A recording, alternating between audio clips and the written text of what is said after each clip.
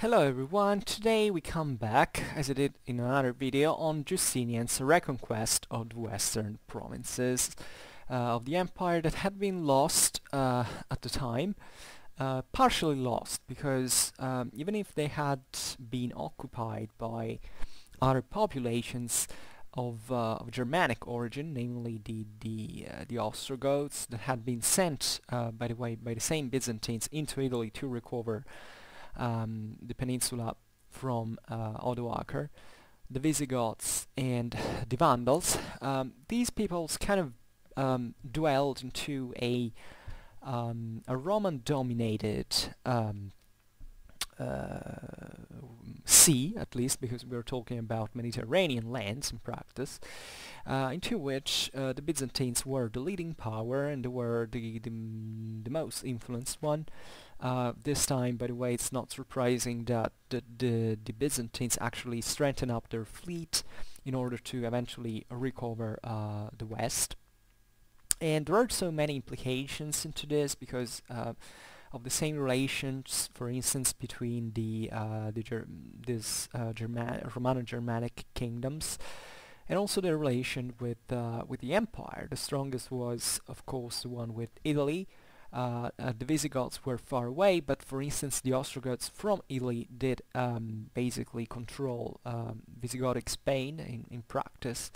As kind of a client state based on obviously the premises of the common Gothic blood of the ruling classes, but at least partly, because in Italy there were, and we will be seeing here, two split ruling classes, one of the Goths for the military and one of the Romans for the administrative tasks.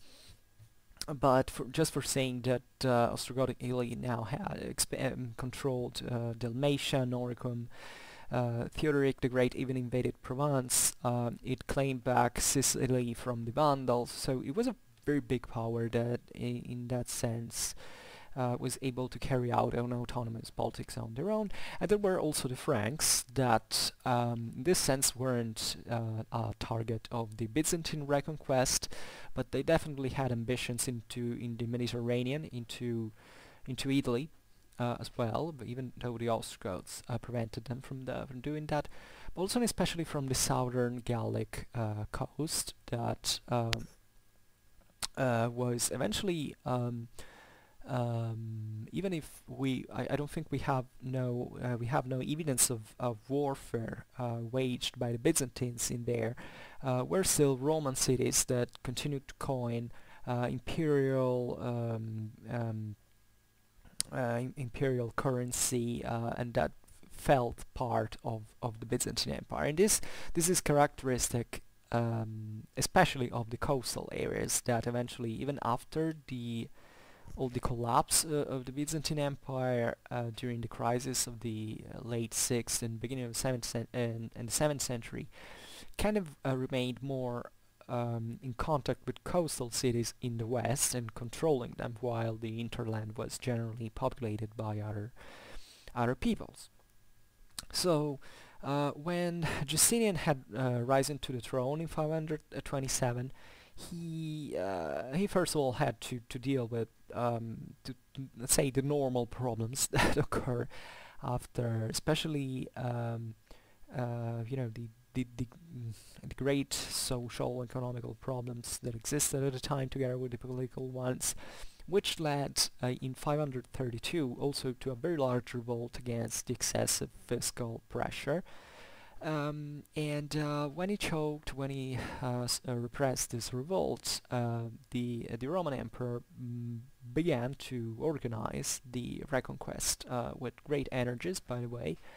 The Pars Occidentalis of the empire was, let's say, an ideologically speaking, a necessary goal for every Roman emperor, because Rome was, in this sense, in the Ostrogothic kingdom, and the name, the city after which the empire took its name and rose from, was the inescapable target of reconquest for the emperors of Constantinople, that were, by the way, growing apart, even culturally speaking, from from the West, in the sense that they spoke another language, for instance, even if southern Italy was had a pretty substantial Greek influence still at this time.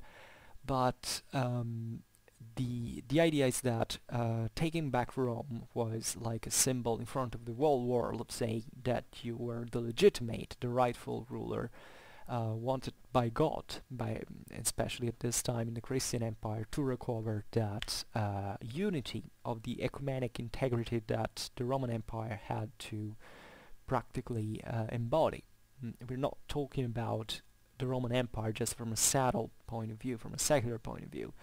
The Roman Empire had technically to be at this point the whole Christian world, and to come to encompass all the Christian populations.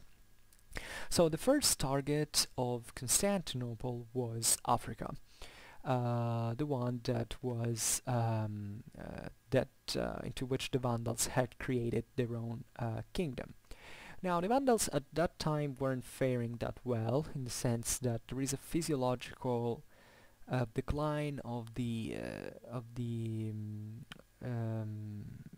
Romano-Germanic kingdoms from the times of the conquest onwards, because especially of the sedentarization of the Germanic semi-nomadic class that in this sense gets rooted territorially speaking into certain areas, becomes landed aristocracy and has ambitions and and other objectives that eventually kind of break the internal cohesion of the original people and of its ethnic base. Telling the truth, the Vandals weren't those monsters. They're the same that the historiography of that time has pictured them like. They actually had achieved in Africa. Today we talk about the Vandalian or Vandalic Renaissance. So a moment in which the Vandals kind of got Romanized and were able to make civilization alongside with the Romans. So the picture of these terrible Vandals that oppressed the Roman population and all is not even considered historiographically speaking. If you look at actually the churches that were destroyed because they were Catholic and the Vandals were Arians, it's like a very few. In whole Africa it was a huge, I mean it had a lot of population, a lot of churches, so it's all a historiographical construction that happened mainly because the Vandals were still remaining Arian, so the popes from Rome wrote fire letters against them, in spite the Ostrogoths with whom they were trying to deal into Italy were Arians as well, and they, for convenience, they didn't say anything wrong about that, but more of that later. And also because of this idea that the Vandals plundered Rome at a point, but it was a quite contained sack. It wasn't like the destructive calamity that the Enlightenment has portrayed. You know, these plunders were quite well organized, even to ove bloodshed, to do like just taking all the goods that existed in Rome and taking them back into Africa, where the Vandals were settled.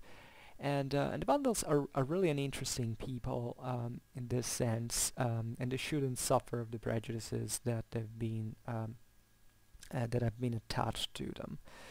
But indeed, at the beginning of the 6th century, after the great rule of Gaiseric that had even defeated the Byzantine Reconquest that had taken place actually before, at the end of the 5th century, destroying the Roman fleet and all, it fell into internal strife and instability, and therefore the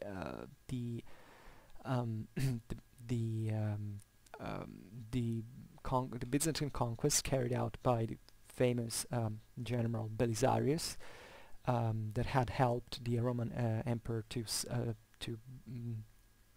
suppress the revolt in Constantinople, by the way. So he was seen as a man of trust in this sense, and he was quite one of the greatest generals in Byzantine history indeed.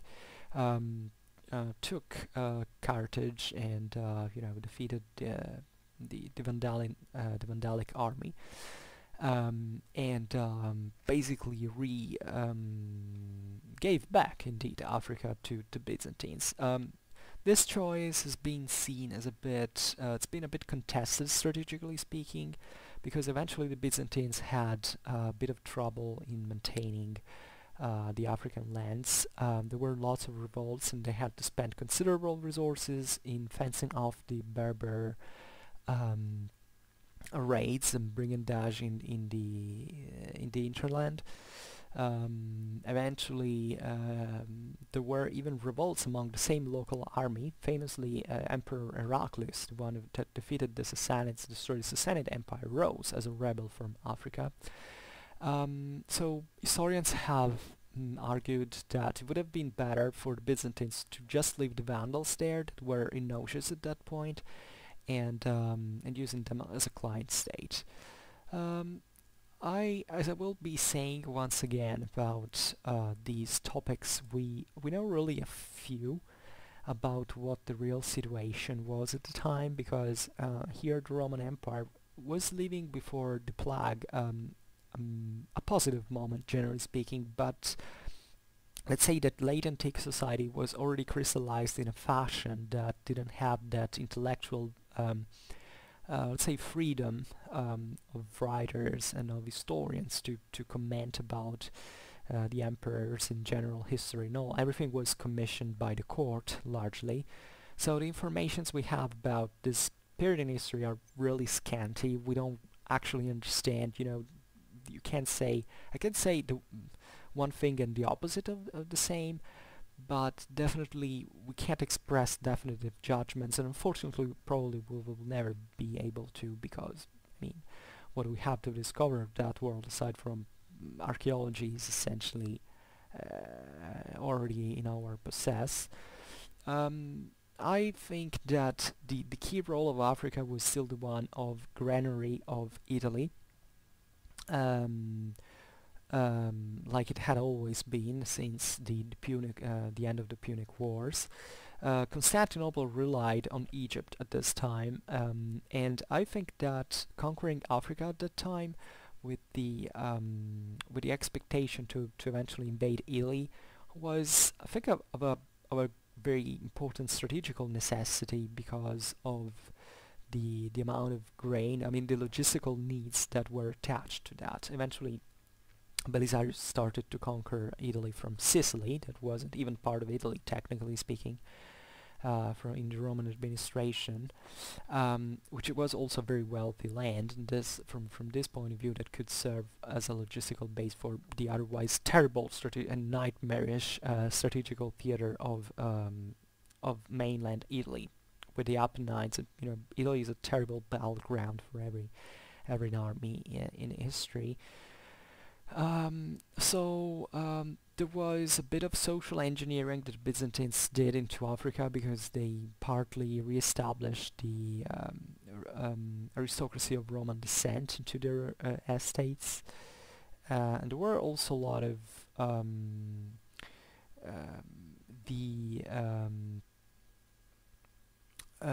there was a lot of people who decided to abandon Africa at this time. Eventually, some of them took refuge in Sardinia, because evidently that Byzantine government wasn't that good compared to the Vandal one in practice. So this is also a very interesting point to make. But aside from this, I would love to talk more about the Vandals, but they're done now. And so the year after, the Imperial army waged war against the Ostrogothic kingdom of Italy, giving start to the very long and terrible and extremely destructive so-called Gothic Byzantine War, or Gothic War, or Greek Gothic War, as you want to call it, that lasted from 535 to 553.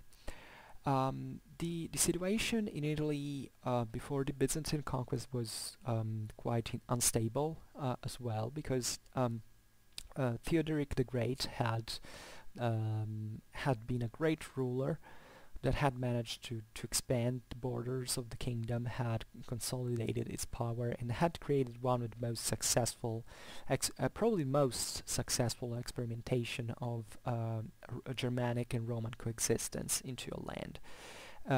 The Goths were in charge of the war, so they had kind of militarily occupied Italy, but the Roman aristocracy was kept in charge of the administrative affairs.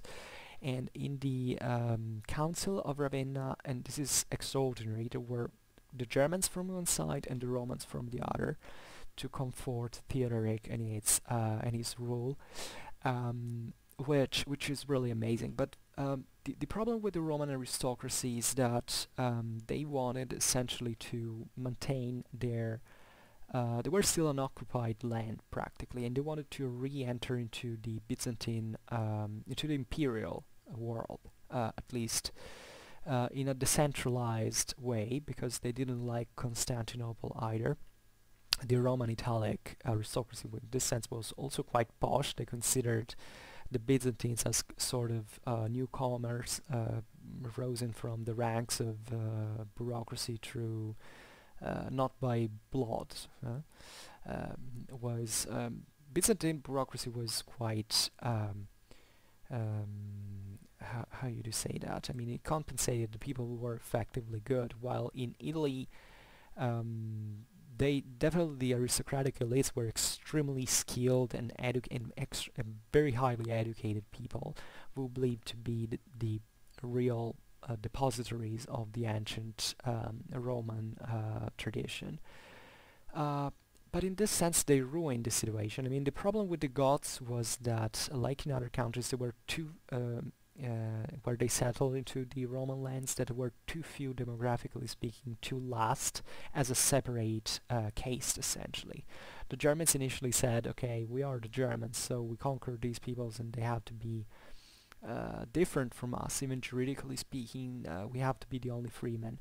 But progressively speaking, this basically stopped everywhere, both eventually with Longobards in Italy, with the Visigoths in Spain, with the Franks in Gaul, because it wasn't simply possible with that demographic balance of a few tens of thousands of Germans to rule millions of local Romanized populations.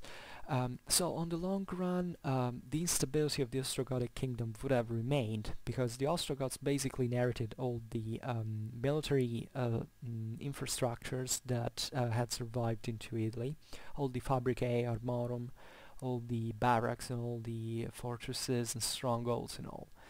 And they were an effective army, even though they progressively began to decline.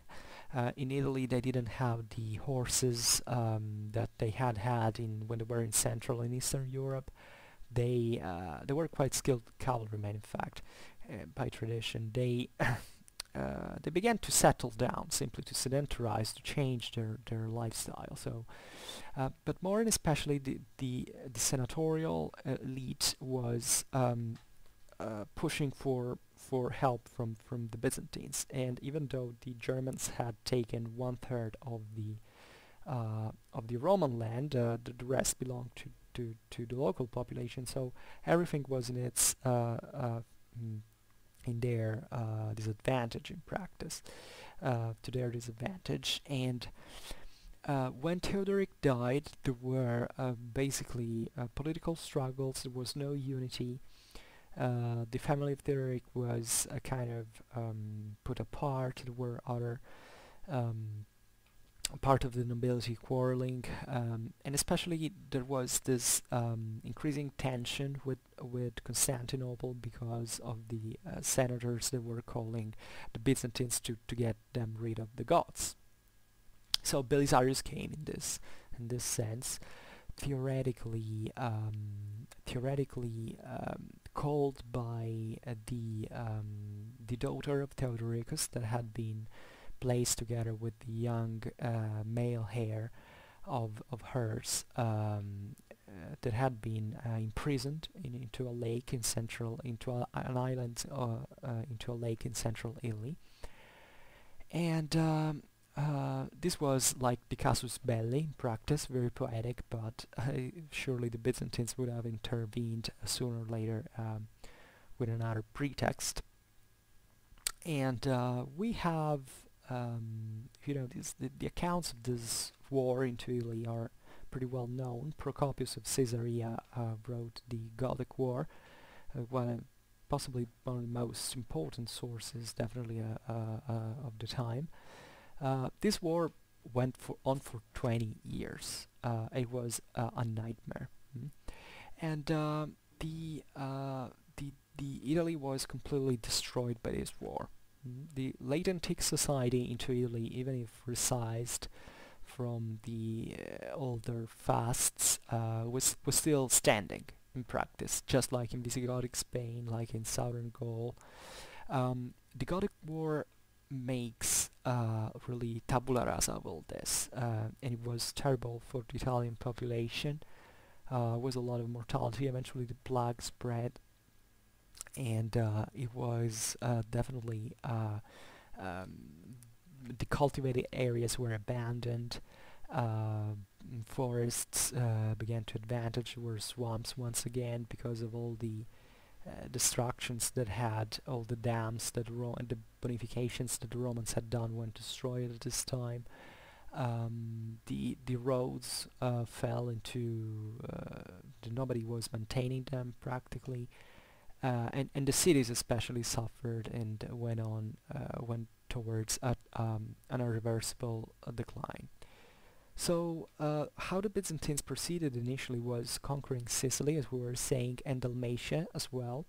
So doing a sort of pincing movement, and to attack, to essentially block Italy from the sea in this sense. So kind of isolating the peninsula from outer resources, from the Tyrrhenian and the Adriatic Sea.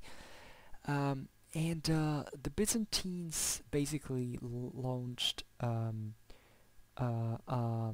duplex attack from at the beginning towards Naples and Rome.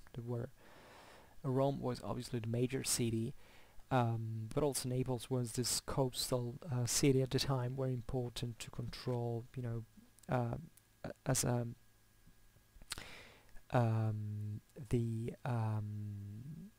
as a logistical base. And Rome was defended by the Goths in 536. Then Rome was fought over, the two sides fought over Rome back and forth like 2 or 3 times.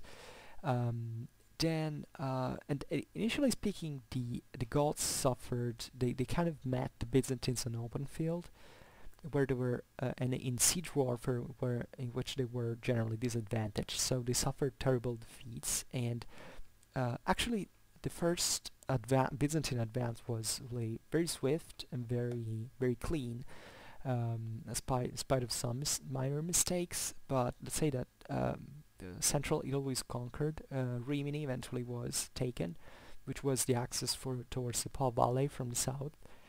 And eventually the Emilia region was invaded, so eventually the Byzantines entered into the Po Valley. And they pushed the Goths basically beyond, north of the Po River, on the left bank. So in 540, even the Ostrogothic capital, Ravenna, was taken, and the Ostrogothic king Vitiges, that had been the one who had led the Goths into these events, was made prisoner. So at this point, we don't really know what happened, in the sense that the Goths were still existing in the north as a force that had been defeated, but it wasn't practically been annihilated yet. So at this point, there are many voices around what really happened. And the first one is basically that Justinian was fearing the power that Belisarius had gained during this campaign, in campaigns of Africa and Italy, and he took away his power from him, and and therefore disarmed him because they thought it could be dangerous. And it wasn't such a rare eventuality in Byzantine history for victorious generals to eventually march on Constantinople and overthrowing the current rulers and taking their place. But it seems also that Belisarius made some mistake in the way he dealt with the Goths. Maybe, I don't know, he thought he could take part of them into their army, because definitely some of the Goths had joined. It was normal at the time into the Byzantine army to eventually hire the same defeated enemies that had surrendered. But it seems mainly there was this substitution at the head of the army that didn't allow to eventually eradicate it completely, the Gothic presence. So what happened is that when Belisarius was removed from charge, the Goths elected another king, Baduila, or also known as Totila, that is the immortal. And Totila is really he was the direct cause of eventually of the destruction of Italy, even if he wasn't the indirect cause, because the indirect cause was this Byzantine mistake in practice. And even though he was a very solid, he carried out a lot of he carried out a scorched land strategy. So he, having acknowledged that the Ostrogoths were at disadvantage against the Byzantines in open field and in usually and especially in siege warfare, and that naval warfare was completely out of the possibility. He thought to basically logorate the Byzantines, and it was a very clever move, because at the time the empire couldn't field so many troops. Actually, the numbers of the armies involved into this war were relatively small. They rarely surpassed some thousands of troops, and therefore a scorched land strategy was definitely very effective, because it could hit essentially the manpower. It was the Schwerpunkt of the of the situation, by the way. And Totila was a quite an effective fighter in this sense. He's this, if you want, a romantic figure in many ways, a hero of the Ostrogothic people that carried out this strenuous resistance against the Byzantines. By the way, also operating at a social level into Italy in a very particular way that is very important and very meaningful for describing the society of the time. That was essentially the integration into the Ostrogothic army, also of slaves and of colonists that worked into the huge, actually, aristocratic latifundia. This was a very important move, because first of all, the immediate thing was obviously gaining manpower for the war. But it also reflected a situation that was the increasing economical sufferance, and therefore the political weakening that the senatorial aristocracy was having. Like, Italy was ruled by these very few senatorial families with millions of people working on their land. So since the war was already basically destroying that society, Totila decided to give these slaves and peasants an opportunity to free themselves from the senatorial rule, and to, in a certain sense, join the Germans into their free, as freemen in practice. And this is also very interesting, because it shows that the same difference between the Ostrogoths and the Romano-Italic population was coming apart in practice, not just demographically speaking, but also juridically speaking, in the sense that in this terrible situation of decline, of economical decadence, it was about really survival, and all the stupid things about, the ethnic differences were coming apart in every sense. And this allowed, by the way, these freemen to become these peasants and slaves to eventually become free to occupy the lands of the aristocrats. So it was a very it's a very fascinating move that eventually helped a lot, especially the Longobards when they came, because they found a society that was much more similar to theirs than from the ancient from the senatorial one that could be therefore an obstacle like it had been for the Goths, and that instead went destroyed during the war. And another important way in this sense was for the Goths to get part of the census that the landowners had to pay to the aerarium. I mean, the fiscal apparatus of the state.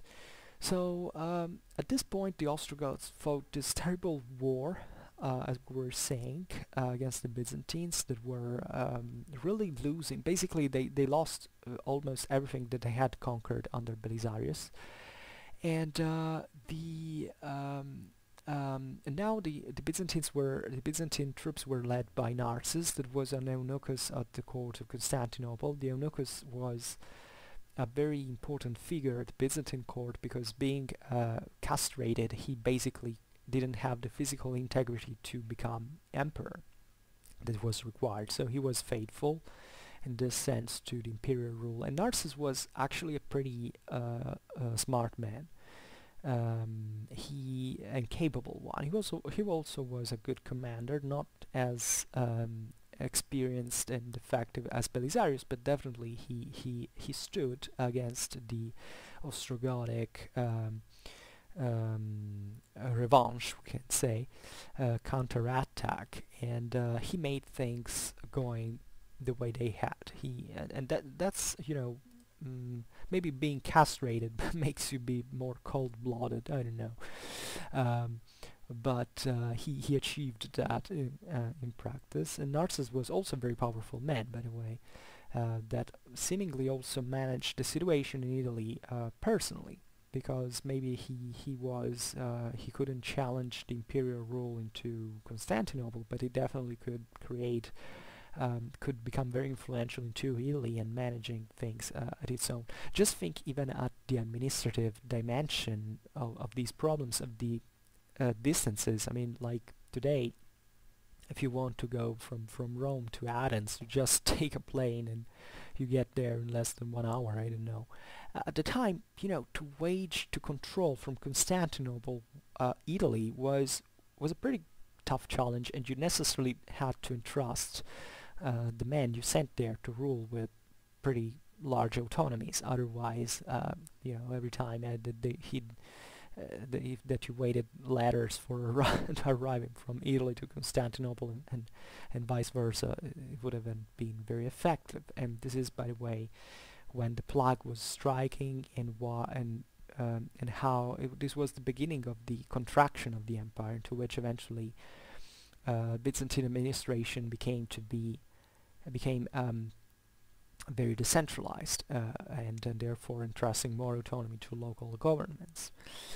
So there were a lot of various fortunes for both armies, but finally in 552, in the pitched battle of Gualdo Tadino, Totila was defeated and killed on the battlefield.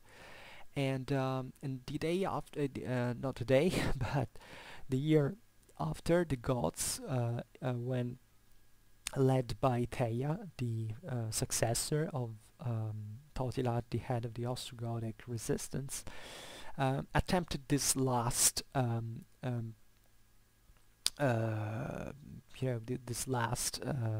battle in practice, the taking arms once again against the Byzantines, and they were defeated under the Vesuvius by imperial forces, and this was the final defeat of the Ostrogoths that basically stopped existing as a political autonomous entity. They didn't finish to exist ethnically speaking, in the sense that they kept living into Italy, and in fact, even in terms of war, we say that the war was finished in 553, but actually for 2 years more, the Ostrogoths resisted in a scattered fashion, especially along the Apennines that are very difficult to penetrate with armies. So just proving that also that the Ostrogoths were settling down even into Italy and considering it as their homes together with the inhabitants that were there. But other Goths were also integrated into the Byzantine army. Some were sent into the east as federati, as auxiliaries in practice. Others were used, especially in the north, where more of them had resisted but eventually surrendered to the Byzantines, as a sort of local garrisons for the attacks that could come from beyond the Alps. You have to think that when the Longobards invaded Italy, there were still many Gothic garrisons into northern Italy that eventually opened the gates to the Longobards, and they mixed with them.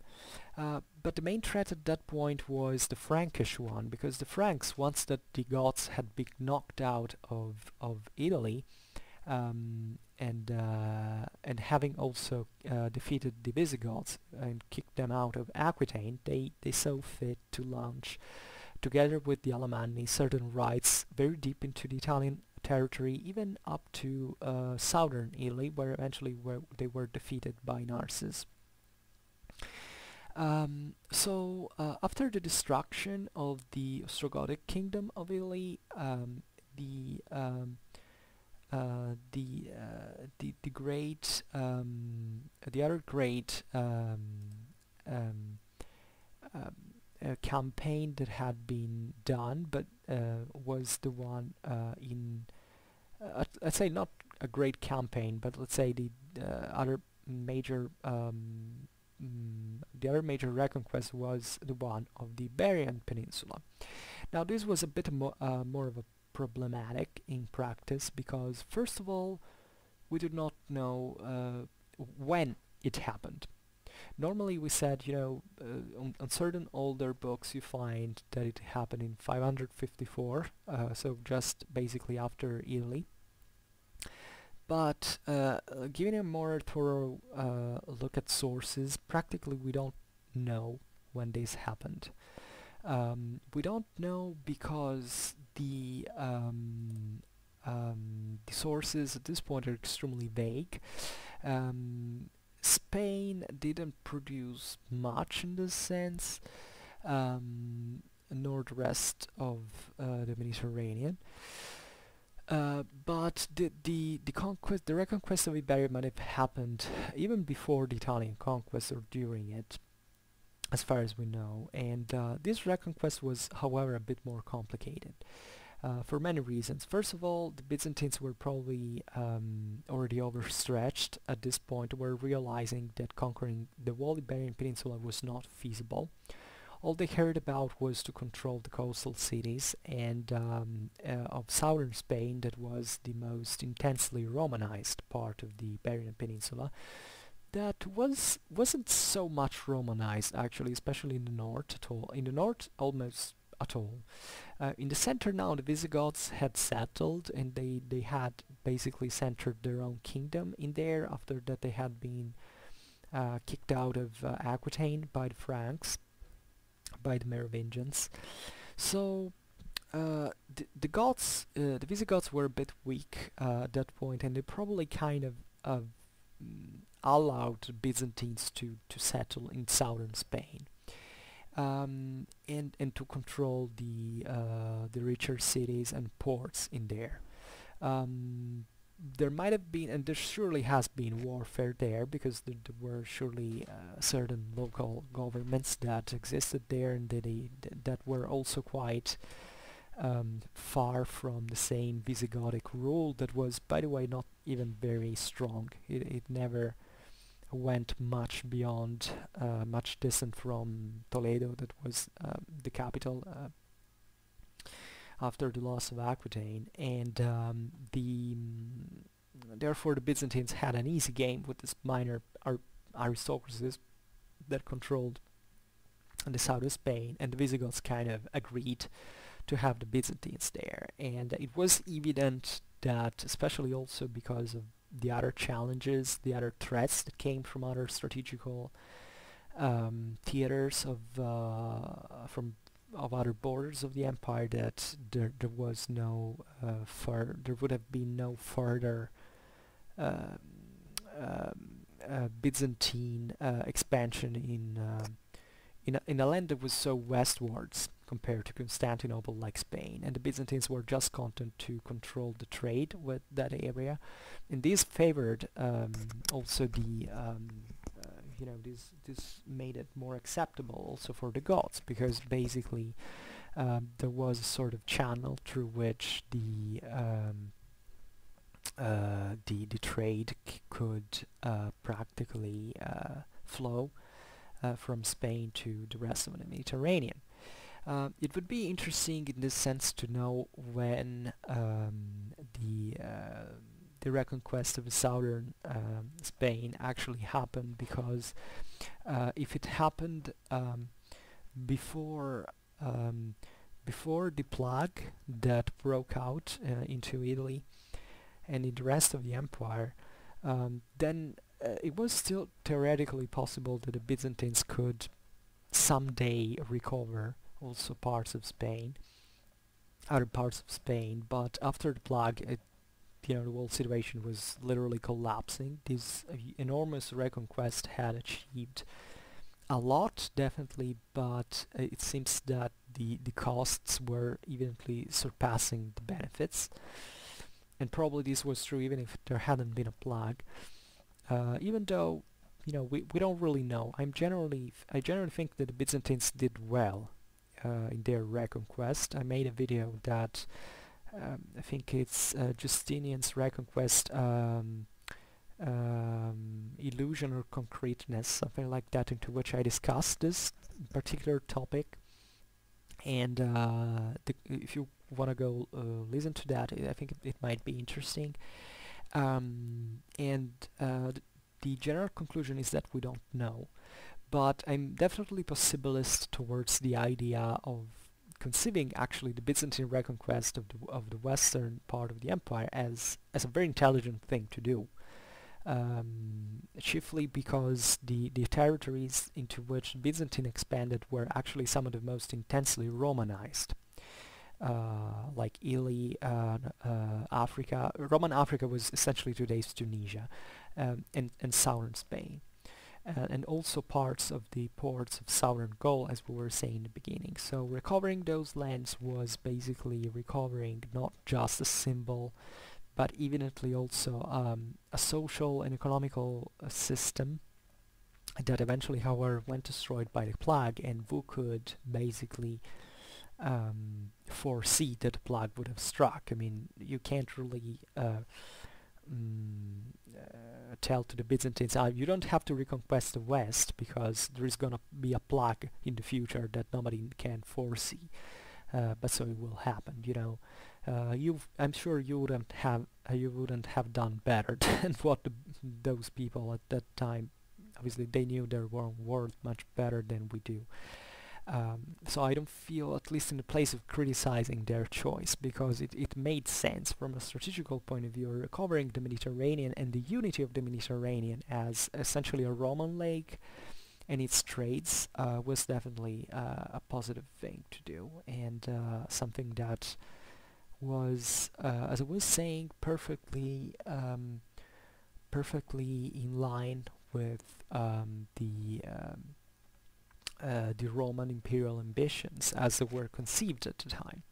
Instead, history went differently, so everybody criticizes the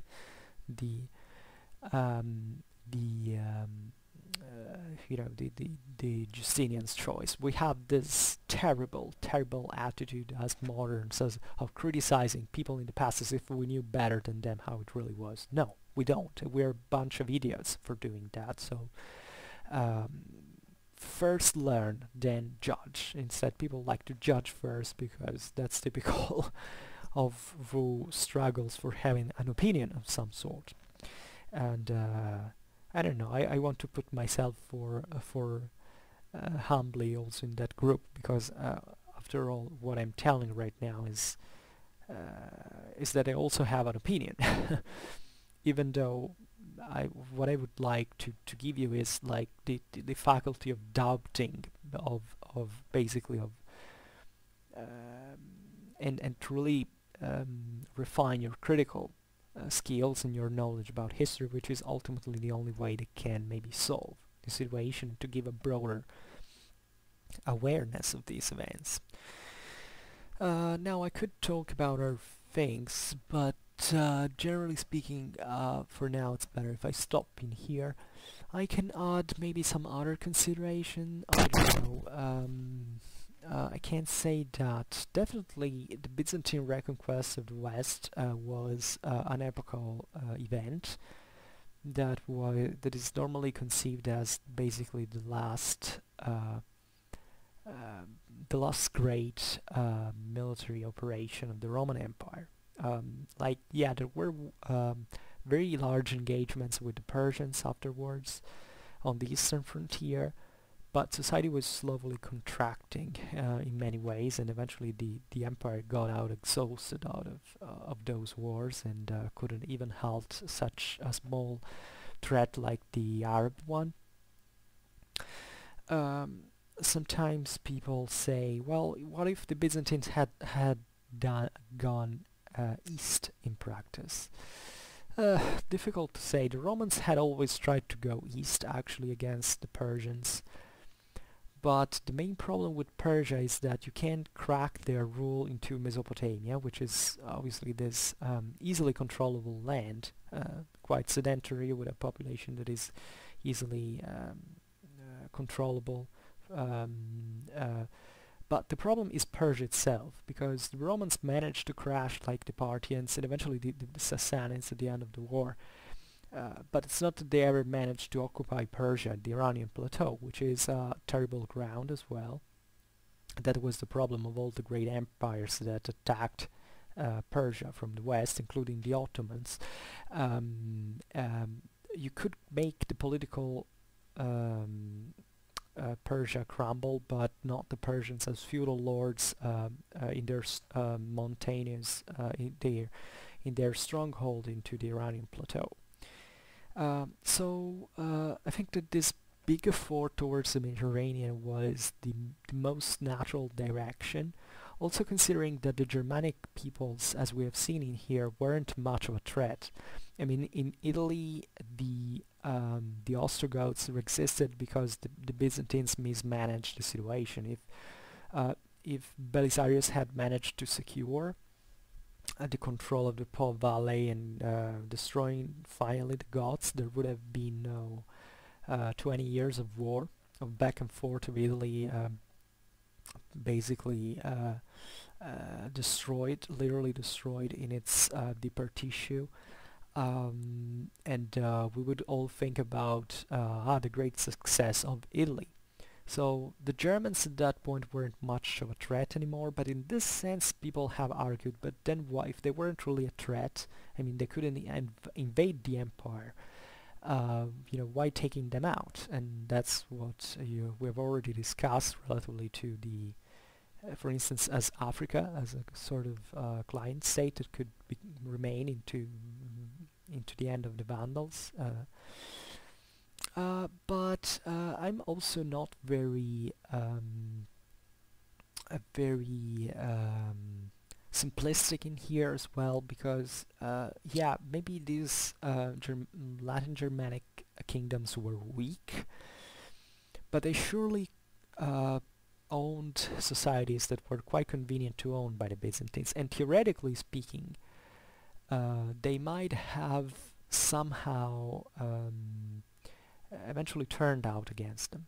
I mean, with Italy in the presence of the Franks, it would have been difficult in the sense that the Goths would have had to eventually, with their crisis, they should have watched out for the Byzantines and the Franks combined, which is the same that happened eventually with the Longobards that entered in Italy when it was completely unguarded, because the Byzantines simply didn't have enough men to keep in Italy at that time.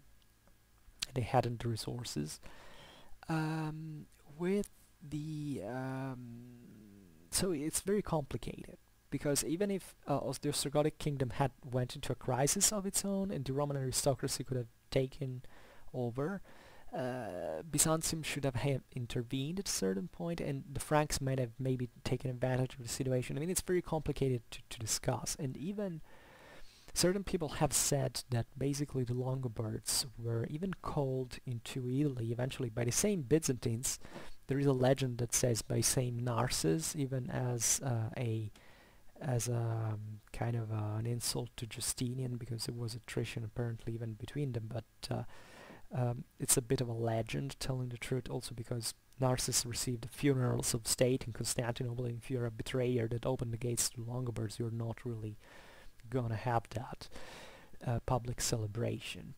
But on the contrary, there is, and we can't prove this either, unfortunately, because of the nature of the sources, but it would have been implausible for the Byzantines to have called the Longobards into northern Italy, into the Po Valley to settle, because it was depopulated, and they could have shielded Italy from the Franks. But eventually things got wrong, if that was the case, and the Longobards eventually spread all over Italy, albeit with some difficulty in the sense that the Byzantine strongholds existed. So this tells you how the Germanic potential was weak in a certain sense. With the Longobards, not so much, but because they had a huge potential, telling the truth. They were one of the biggest confederations that had come to the west. But the problem is that they were politically divided. So if they had acted as one, they could knock out the Byzantines out of Italy immediately. Instead, it took 200 years, basically, to do that, because of this original lack of cohesion of the Longobards people. But just to make you understand how many doubts we have about this age, about this period, and how we basically can't solve them, but how many options there are to the usual historiographic tale that is being surpassed indeed today, of the terrible mistake of the Justinian Reconquest. Eventually it all crumbled. Ha ha ha. Well, it's pretty silly to say, because we know so few that it doesn't even make sense to criticize in this fashion, and at least I'm very pro. I really appreciate this interpretation, if anything, because I think that that those guys who were in charge kind of knew what to do. Even if they did mistakes, they couldn't really let such things like this happen unless there wasn't a major cause, like a very like the plague that struck. It was something that couldn't be imagined it would happen at the time. Justinian's plague was after the other major plague that had happened was in the time of Marcus Aurelius and the Antonine in Rome.